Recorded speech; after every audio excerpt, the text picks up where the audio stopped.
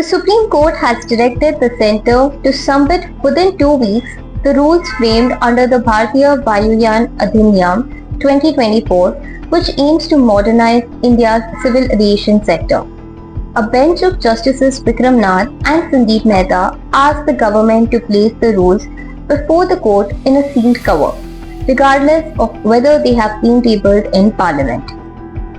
The direction came while hearing a petition filed by social activist S. Lakshmi Narayanam, who sought an independent aviation regulator, greater passenger protection, and regulation of unpredictable airfare hikes and additional charges imposed by private airlines. The centre informed the court that the draft rules were ready and were being translated before being placed in Parliament.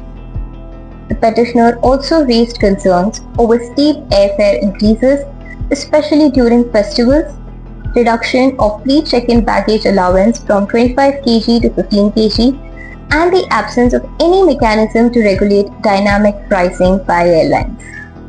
The Supreme Court has now posted the matter for further hearing on August 3rd.